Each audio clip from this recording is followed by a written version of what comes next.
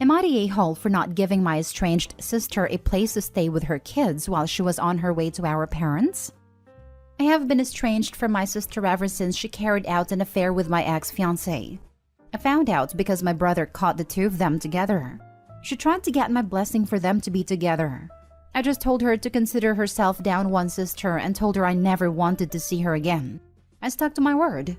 She married my ex, had kids with him, and has stuck by him through his destroying their finances.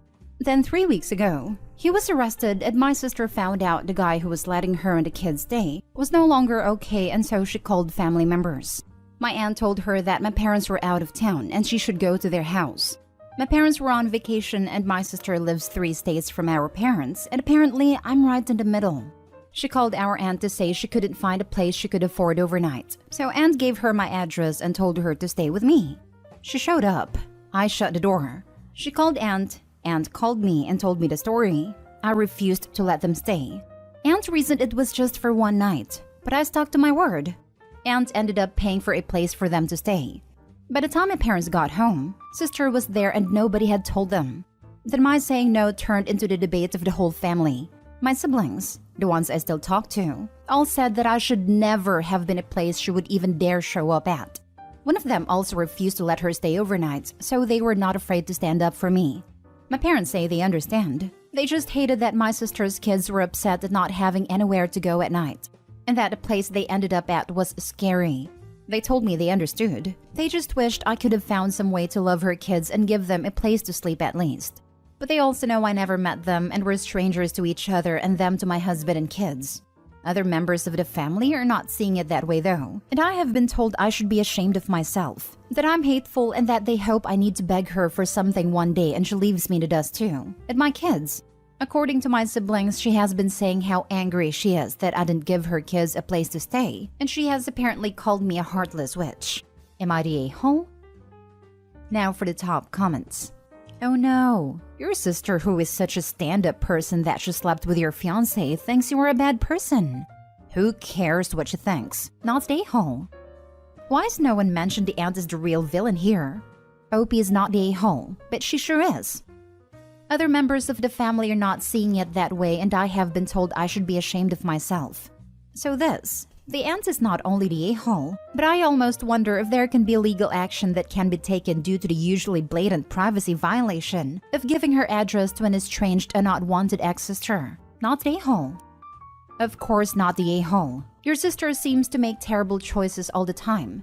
Marrying your ex, leaving her home in a hurry, having 3 kids and no money to spend the night. None of this is your problem or responsibility. I don't think she had much choice in leaving the house. It wasn't hers or my ex's, and they weren't staying there for a very long at that point. But that's what happens when someone makes you lose your home. She had a choice in who she married, how she got into her situation, and myriad other decisions between marriage and moving. This is all on her, even if it's her idiot husband. Thank God you got away from that mess. That got them kicked out. She chose him, so she bears blame for her situation. Imagine being so naive, or such an a-hole. You think screwing your sister's fiancé, then marrying and having kids with him, will work out. The sister isn't sorry at all, judging by how she is weaponizing her kids to better suit her poor me narrative. The aunt who gave her Opie's address and ended up buying her a hotel room could have bought the damn room in the first place. Next story. Am I the a-hole for telling my mom I won't talk to my half-siblings until they can apologize? I, 19 female, lost my dad when I was 6. My mom and him didn't have the best marriage, so she was dating again 6 months after he died and met her current husband 11 months after his passing. She introduced him to me right away, and she did ask me how I felt and wanted to know how I was doing, but nothing I said really made a difference to the pace of their relationship. They started having babies right away and have 6 children together, ranging from the age of 11 down to 4. The biggest problem here is with the 11, 10, and 9-year-olds. They're kids, so again, I could be a huge A for this, but here goes. Around 3 years ago, the 3 half-siblings I mentioned started telling me to call their dad Dad. That's what it started with. He's not Jim, he's Dad, kind of thing. I explained to them that he was their dad, but not my dad, and I showed them photos of my dad. After a while of that, they told me it was mean to not let him be my dad, though since he was the best one and he wanted to be my dad too. I told them that didn't change who my dad was. I asked them how they would feel if he died and mom brought home a new dad. They told me that wouldn't happen, / that was wrong, / different and all sorts of stuff. I had brought it up to mom and their dad. Mom told me I should talk to them a few times, but they continued coming to me.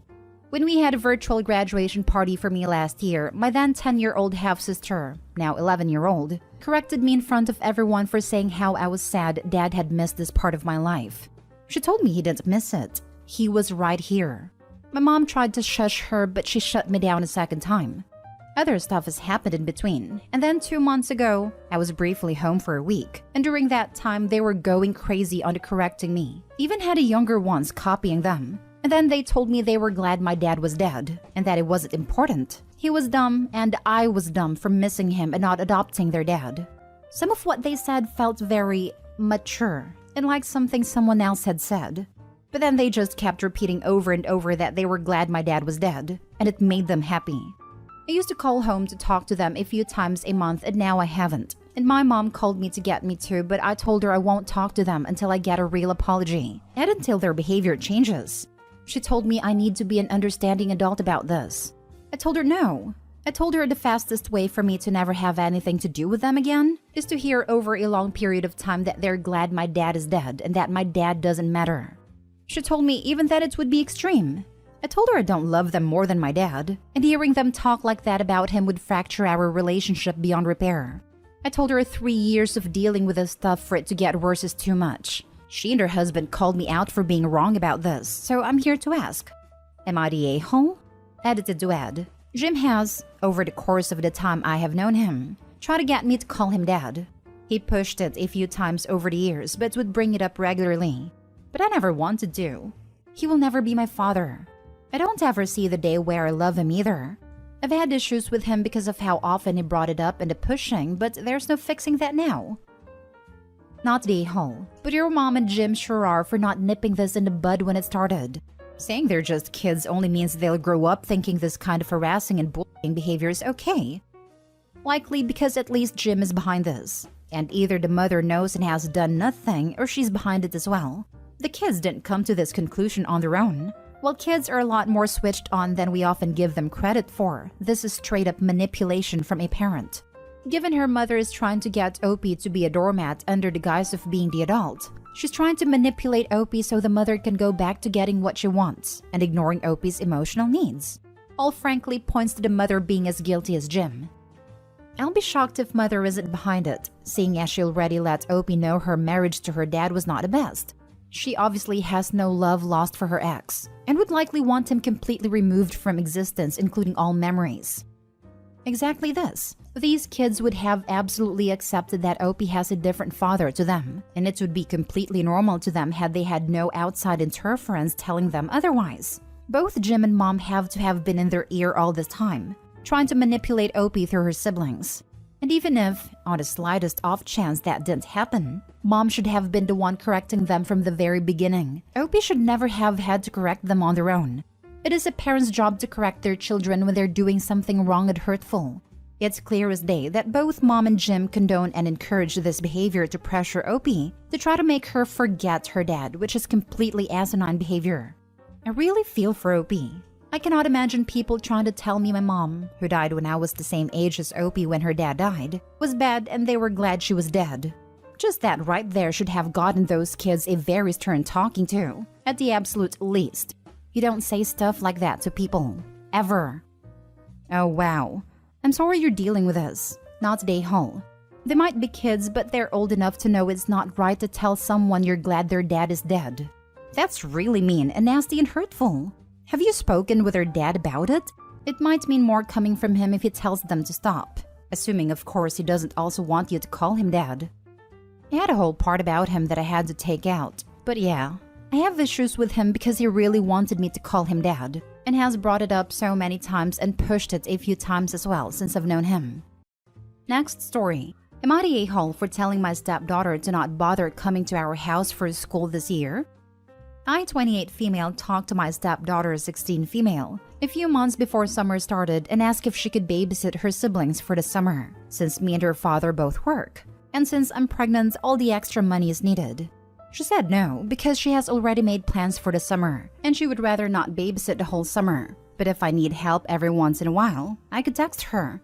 I told her no because it's a full-time thing and I need her every day.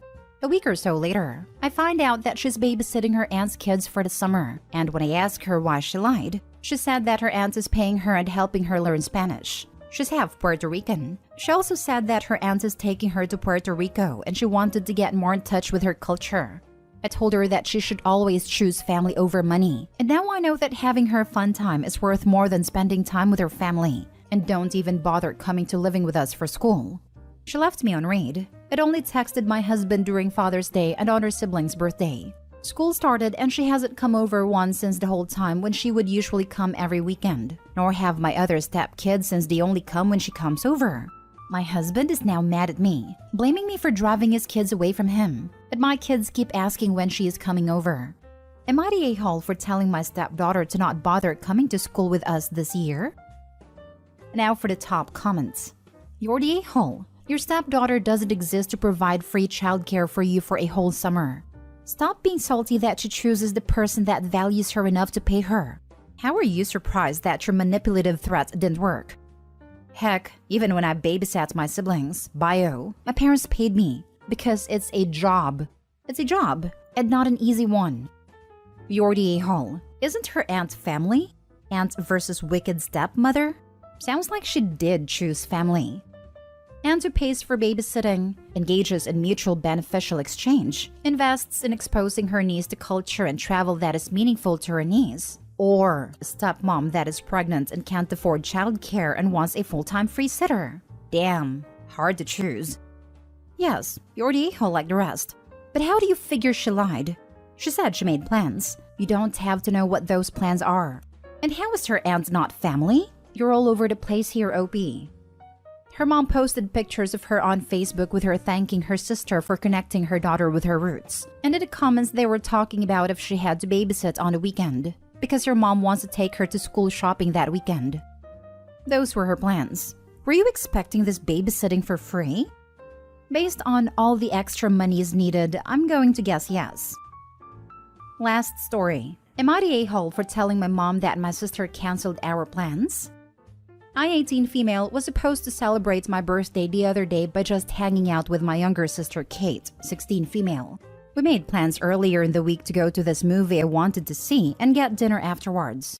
It's normal for my sister and I to spend our birthdays with each other because our dad, who we live with, has never been the celebration type.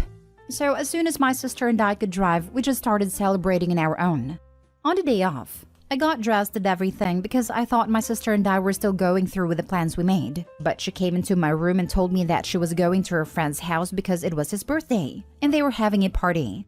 I tried not to look hurt about it because it's understandable that she'd want to hang out with her friends at a party more than she'd want to hang out with me at a movie theater, watching something she isn't interested in. I told her to have a good time and just kinda sat on my bed for a while.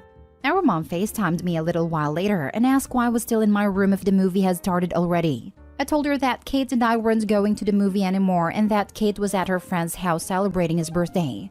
My mom hung up a bit after that and I ended up buying myself a cake and eating it in my room while watching TV on a group call with some friends. When my sister got home later that night, she immediately came up to my room and told me how petty it was for me to have told our mom on her, and that she's tired of always having to hang out with me instead of having a good time with her friends. I didn't know she felt like that. I don't really go out often, so when I do, she's with me. If I had known she didn't like hanging out with me, I wouldn't have offered all the time. I told her that I didn't realize she wanted the party with her friends to be a secret, but she rolled her eyes and went to her room. She told our dad what happened, and he got on to me for getting back at my sister for canceling on me.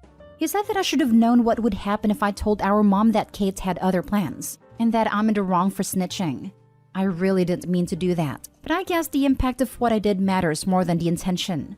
One of my friends said that I didn't do anything wrong and that my sister should be apologizing to me, but I don't know. Not the a-hole. This is pretty tangled. Starting from the top. If Kate wanted to go out with her friends rather than with you, she should have said so instead of lying to you and changing plans at the last moment. Your mom, I think, was being a little clever. She probably suspected that your sister went out with friends when she wasn't supposed to and she called you to verify. She also probably suspected you needed a little comfort after your sister ditched you. Two birds, one stone. Your mom got on your sister's case for lying about what she was doing and for going out with friends without clearing it with the parental units. This, by the way, was a consequence of your sister's behavior. Your father is also out of line. He is trying to tell you that you should have helped your sister deceive your mother in order that your sister escape consequences for her actions.